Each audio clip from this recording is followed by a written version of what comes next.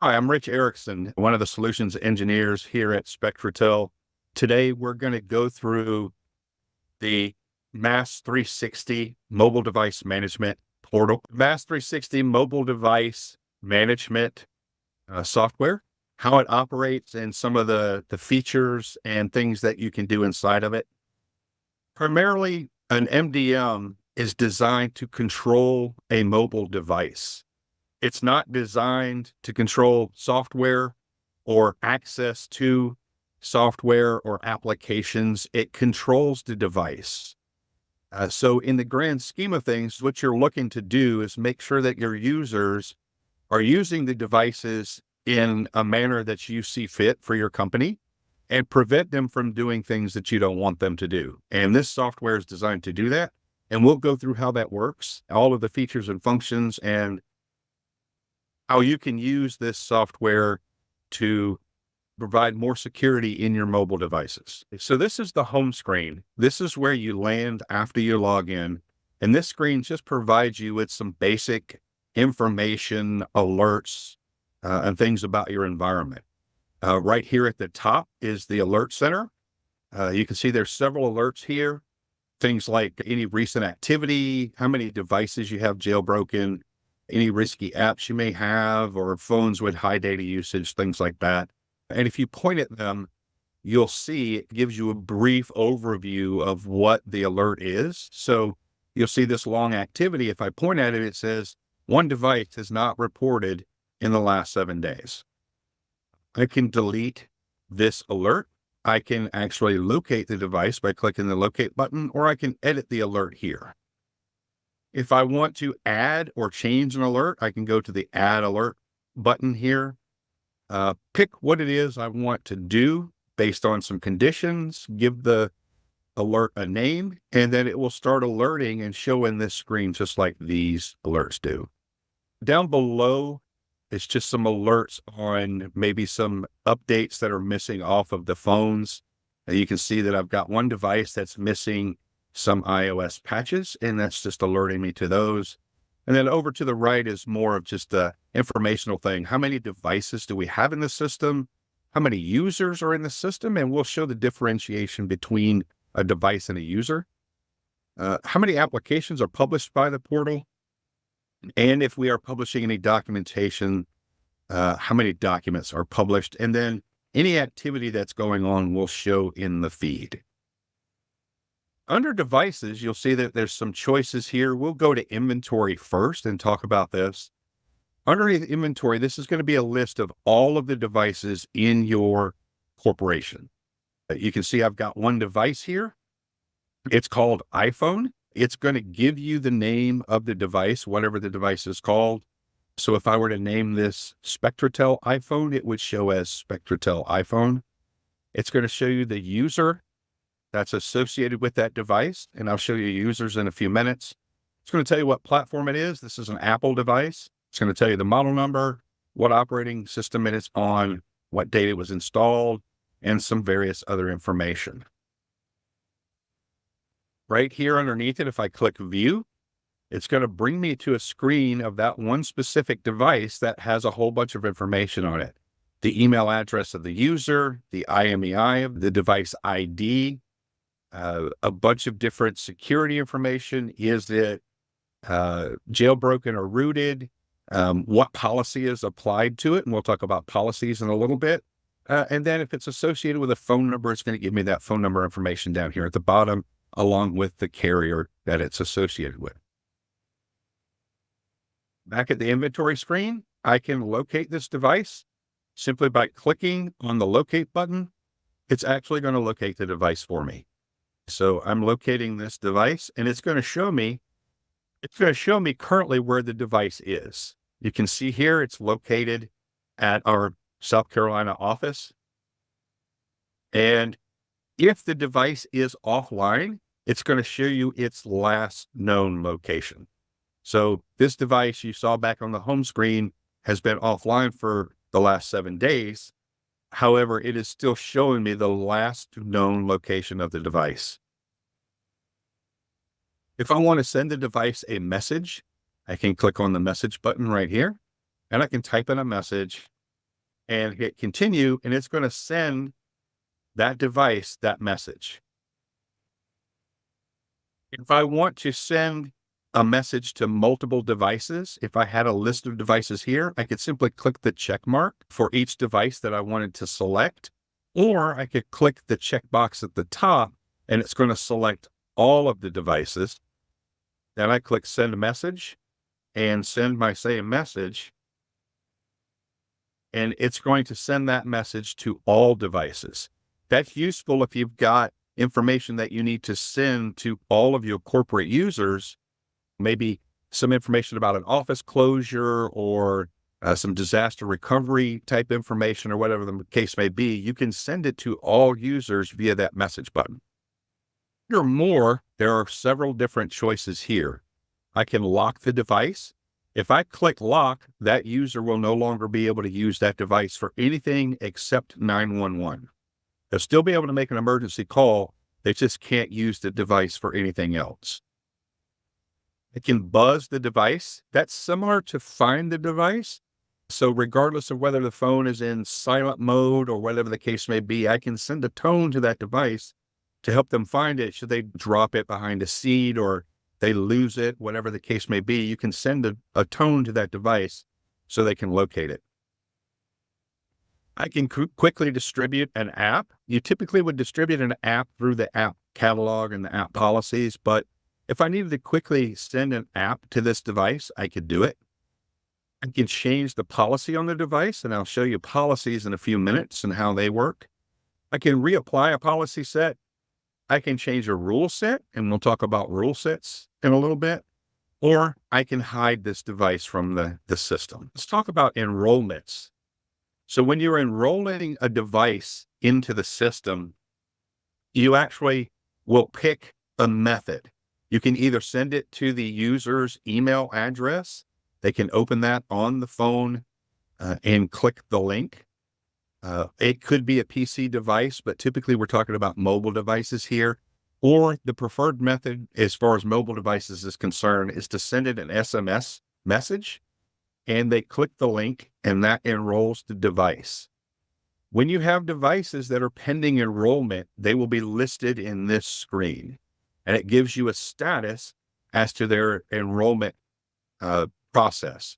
Either they've been enrolled, they're pending an enrollment, or some sort of error happened while the user was attempting to enroll the device. So if you're enrolling multiple devices, you come into this screen and you'll see a status that maybe it says pending enrollment. Then you can go back to those users and say, hey, you need to click the link in the SMS that we sent you so that you can enroll that device.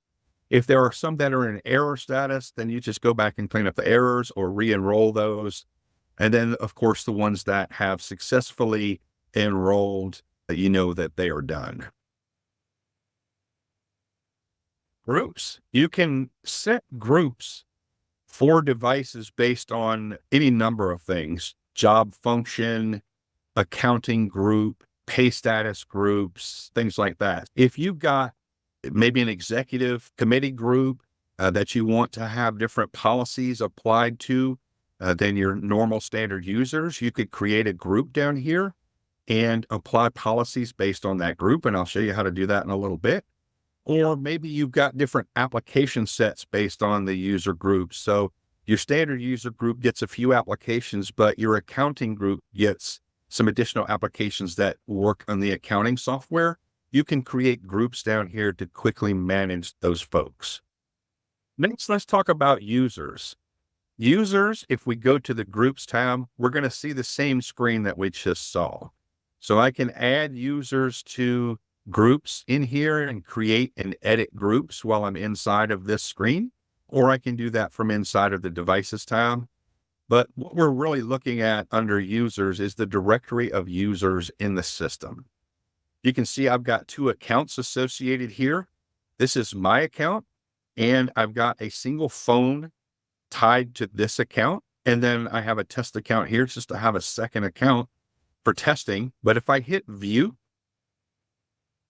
this brings up the information about the user, the full name, what domain they're tied to, their status in my organization, email address, the phone number associated with them, what groups they belong to.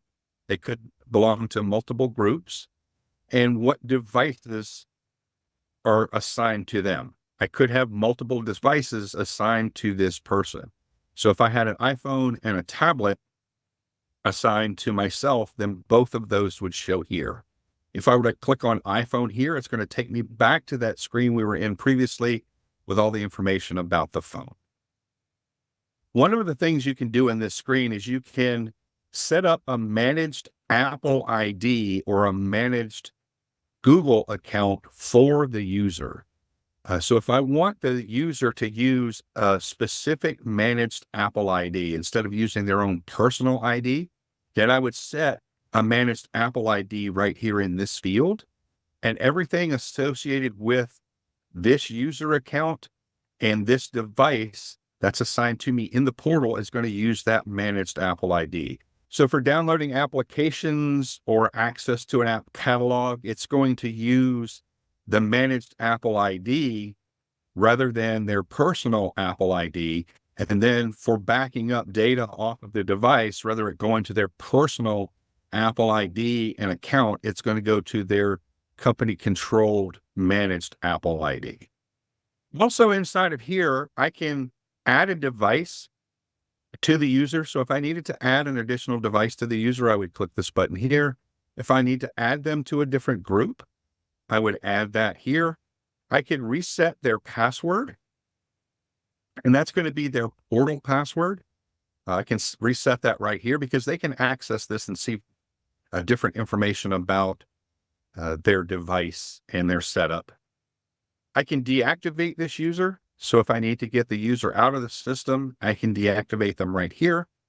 Over here, I can change the authentication type that they use. I can delete the user from the system, or I can look at their history. Under the Security tab, this is where we set the policies that control the device. So inside of here will be all of the policies that we build to control the various types of devices. Right now, all we have in here is basically iOS and Windows policies, but we can import and maintain Android policies as well. The test iOS policy is the one that I use on this device. So we're going to go in there simply by clicking the View tab, and this is going to bring us into the actual policy. So inside of here is where we make all of the changes. There are a ton of options that you have inside of here. We won't talk about all of them, but I'll hit some highlights of things that are very useful. But if you need information, we can do a detailed demonstration for you to show you all of the options that are available in here. So I'm going to go ahead and click the edit button, and I'm going to click this configure password policy, and you'll see that it expands out and gives us the ability to set a bunch of parameters here. So if I wanted to put a passcode on this phone and enforce a passcode, which will force the user to put a passcode in, I can select this policy, and then I can go in here and set the parameters. Do I want it to be alphanumeric? How many characters do I want it to have in there? Do I want to require a special character? How old can the password be? Do I want it to change every 90 days, or maybe I want it to change every 30 days? I can set my idle time. How many unique passwords do they have to use? And what this means is this number is 5 currently in here. They cannot use the same password within 5 password changes. So they have to come up with something unique 5 times in a row before they can go back and use the first one. Then down here at the bottom, how many failed passcode attempts before it locks the device and they've got to call somebody? You may not want it to have any, so you can clear that. But if I wanted them to have 5 chances to get the passcode right before it locks the device, then that's what I'd set in there. Under restrictions, this is where we can change a lot of different settings. Do I want them to have managed and unmanaged apps? What that means is, do I want them to have apps that I deploy to them only, which is a managed application? Do I want them to only have applications that are managed, meaning I deployed them to them? Or Do I want to allow them to install applications on their own? Do I want them to be able to use the camera or FaceTime? All of these options I can set inside of the restrictions. Down under applications, this is where I can restrict YouTube. Do I want them to use YouTube on this phone? Do I want them to be able to download iTunes Media and use Safari? Again, more choices here than we need to explain during this demonstration. If you need a more detailed demo, let us know and we'll be happy to set that up. Here's where I set up iCloud. Do I want to allow iCloud backup? Do I want to allow them to use their keychain? Do I want to sync documents? Application compliance. So I can set restricted applications, meaning I want to block certain applications. If I leave it up to the user to decide what applications they want, however, I want to block some applications, I can do that via this screen. Do I want to require applications? I can do that via this screen. So if I require them to have a certain application, then I would put that in here and it would require them to install the application. We're going to skip over active sync. That's not very often used anymore, but if they were doing active sync between a PC and the device, you would set that up in here. Wi-Fi is very useful for securing your Wi-Fi network. What happens when you hand out the security for your Wi-Fi network, meaning, hey, here's the username or the passcode to get onto our Wi-Fi, your users have a tendency to start bringing other devices into the mix. If you give them the keys to get into your Wi-Fi, they can put their personal phone in it. They can put their personal computer on it. They can tie their Apple Watch to your Wi-Fi. You can prevent them from doing that and still allow them to use their corporate phones or their personal phones on the Wi-Fi without giving them the codes by simply setting this up in here to allow the device to connect to the Wi-Fi automatically. So when they walk into one of your locations, it looks to see if this Wi-Fi that you set up in here is available. If it is, it connects them to it, and they're none the wiser to the passcodes to get into the network. The same thing with a VPN. If they're required to connect to a corporate VPN to get to data, then you can set that in here, again, without giving them the keys to be able to connect with any device they so choose. So if this were a tablet, and I wanted them to connect to the VPN to get to some corporate information, I can set this up in there so that when they log into the tablet, it connects to the VPN and gives them access to the information without giving them the keys to connect to the VPN so that they can do it on another device.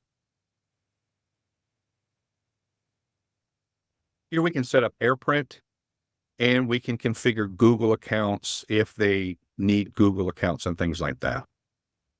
Under advanced settings, I can connect their email account for them automatically. Instead of giving them a list of instructions to connect their corporate or personal devices to their email account and having to help them or assist them with setting that up when they have trouble, I can do that in here automatically. So I can go in here and set these settings up, and it's going to connect them automatically to their email account. I can make changes to their cellular network in here if I need to. So if I want to change their roaming settings, hotspots, all sorts of settings are in here. Do I want to limit it to a certain carrier? Things like that. I can do all of that inside of this software here. Again, there are a lot of settings in here. If you want detailed information about any of these settings, let us know and we'll set up a guided tour of how these settings all work. Inside of here, I can set up home screens. I can put iPad wallpapers in if you want to choose a wallpaper. So let's say you've got a corporate device and you want to put your corporate wallpaper in there. I can force that in here so that the user can't put their own wallpaper in. I can set up Bluetooth settings, all sorts of things in here. Once I have this policy built, then I can assign it to a device. And you'll see I clicked on the assignments tabs here, and you can see that policy is assigned to one device. And I'll show you how we did that in just a minute. If I make changes to the policy and the policy is currently published, but then I'm making changes, it's going to give me the ability to review the changes that I made before I actually saved them. At the beginning, when I started showing you this, I changed the passcode configuration, and you can see that it was a no, and now I have changed it to yes. So it's showing me that I've modified this. Application compliance, since I've made a change to the policy, I have not yet published it, but it's still going to show me, hey, there is a device that is not compliant to this policy and the change you've made. And it's going to show you the actual portion of the policy that it's not compliant with. So since I made that passcode change back when we first started looking at this, and I didn't publish it to the device, that device is not compliant yet. Now, once I publish it and I send it out and the device updates itself, then it should roll into compliance. Then under advanced, you can see this is actually under this cellular portion, since it has to do with the device. That configure advanced settings screen, I opened it up and I made a change and I didn't publish it. So therefore the device is not compliant yet. Okay, so the next thing we're going to look at is compliance rules. So when we talk about compliance, underneath here, we can create multiple rules in case we have a rule for different devices or different groups that we want to assign different types of rules to. We can do that here. You can see I've got one rule created. We're going to go ahead and edit that rule so we can take a look at what it does. So inside of here is where I do things like enforce enrollment in the system. So if I were to enforce this enrollment, once I send the enrollment request and the user clicks the enrollment tab or the enrollment link and the device is enrolled, the user can no longer unenroll the device. So you'll see here, it says to make sure that all of the devices are enrolled in the MDM and has not been disabled or removed by the user. So if I click that button right there, it's going to enforce the enrollment, and it's going to tell me if the user tries to disable or remove it. I can enforce OS versions, encryptions, and all sorts of things. Do I want to enforce a jailbroken policy? If I say yes, what happens if they jailbroke the device? It's going to remove it from any access to applications and data. Geofencing is a great one for things like PCI compliance or HIPAA compliance. Let's say you've got corporate devices and you own a medical facility and you want to shut down the recording devices in the phone when they walk into your facilities. You create a geofencing policy that says once they come into the geofence area, do certain things. I can alert, I can selectively wipe the phone, or I can change the policy. And this is what we want to do. We want to change the policy. So let's say when they walk into your locations, you want to shut the camera off. So I'm going to create another iOS policy and I name it something like maybe the name of the location or camera disable or something like that. And then I'm going to select change policy. I'm going to select the policy to change it to, and then I'm going to have it notify either me or the user, or maybe send them a message.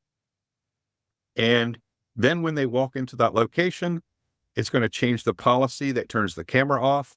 When they leave the location, it's going to change that policy back to the normal policy. Monitoring rules, I can set this up to monitor things like SIM changes. If the user changes the SIM card in it, it's going to monitor that and tell me. If they have roaming charges or they change their roaming states, we can tell that in here or have it alert us. If they change their OS version, we can have it alert us to that. Again, there are a lot of changes and things we can do in here. I'm not going to go through them all. If you want detailed information, please let us know and we'll set up a custom demo. Underneath apps, this is where we set up the applications that are published to the phone. I'm going to go to catalog, and you'll see I've got a couple of applications in here. I've got Google Chrome, Zoom Workplace, and Microsoft Teams. These are probably some common applications that every phone should probably get. The way I add an application into that is to click the add button here, and then I pick the type of application it is. It might be a Mac OS type application, or it might be just an iOS application. And I'm typically going to do it via the App Store. And then I'm just going to type in the name of the application. So I typed YouTube, it's going to do some searching, and then it brings up all of the applications that match what you type in there. So if YouTube was the application that I wanted, then I would simply select YouTube, hit add, and it's going to put that application in here. I need to put in my password. And then it's going to put the application in the list. And you can see YouTube is here now. I can view the application and make some changes to it. Do I want to restrict its data backup on YouTube? Do I want to restrict its data backup on iTunes? And what that means is, do I want that data that's collected by YouTube in the iTunes backup if I'm doing iTunes backups? Do I want to remove the application once I've stopped distributing it? What that means is, if I distribute the application to the device and I decide later I want to remove that application from a specific policy or group, is it going to leave that application installed on the device, or do I want to pull that application once I stop distributing it? If I click on remove on stopping distribution, if I remove MDM control, it's going to also remove the application. And this is useful for applications that you have to pay for. So you pay for a number of licenses for an application and you distribute it to the user. And when you remove the MDM control from that user's device, you also want to recoup that license. So you select this and it will remove that application once the MDM control has been removed from the device. This is useful for maybe a BYOD deployment of applications, where you deploy an application that's paid for by the company to a user's personal device. And then when that user leaves the company and you remove MDM from them, you want to pull that application off their device. This is useful for doing that. Application bundles. If I were to create an app bundle, this is similar to creating a group. So I create a bundle of applications, and I can do that by selecting the bundle, giving it a name, and then putting the applications in there. So let's say I have a finance group, and then I want to put an icon on it, and I can pick whatever icon I want.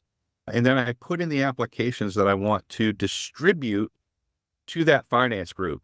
So let's say the finance group gets Word, Excel, PowerPoint on their phones or their tablets, and they also get the ADP application. So I'm going to put those into a bundle, and then I can distribute that bundle to the finance group to quickly deploy 5 or 6 or more applications without having to deploy a single application to every device over and over. So I can deploy them as bundles. Documents can create content libraries. So if I had a folder that I wanted the users to be able to access and get the documents out of that folder, I can set that up inside of here.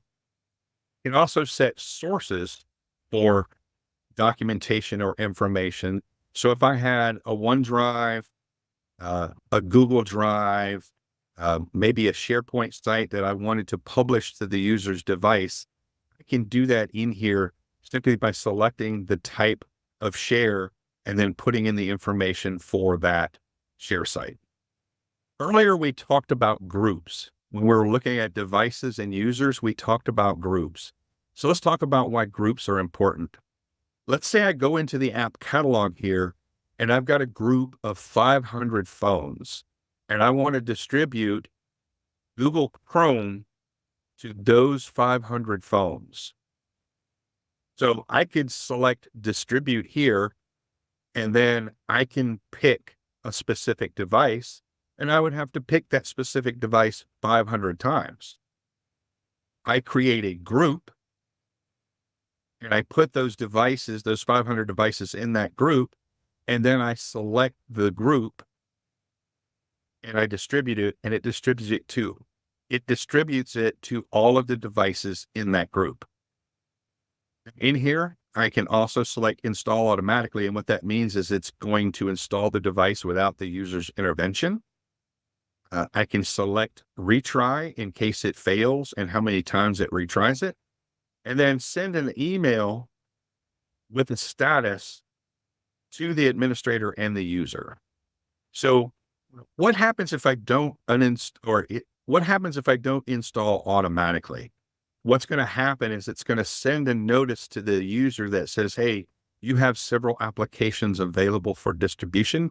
Do you want to install them? And they say yes, and it installs them. I would rather select install automatically, let it retry a few times, and that way it installs without the user's intervention. Then you only have to deal with those that fail for some reason. You're going to get an email that tells you that they failed. About reports for a minute. Obviously, there are a lot of reports in here. We can do more detailed demonstrations of them, but I'm going to give you a high-level overview here, and we'll just talk about a couple of them. So we'll look at hardware inventory because this is a useful one to see how many devices you have in your inventory and some information about them. So how many devices by manufacturer? You can see that I've got one Apple device, got one iOS device. I can look at it from that perspective. I can change these reports so that they only show one piece of information, like it's over 10 gigabyte used. And then it's going to give me a list down here of the device that meets this criteria. So if I go back and I want to see how many do I have in Apple, I'm going to click this and it shows me I've got one Apple device, and here's that list. If I had Apples and Androids and Windows devices, then I'm going to have various columns in here that show I've got one Apple, 5 Android, and 100 Windows devices. And again, I'm not going to go through every one of these reports. If you want a detailed demonstration, just arrange that with us and we'll be happy to set one up for you.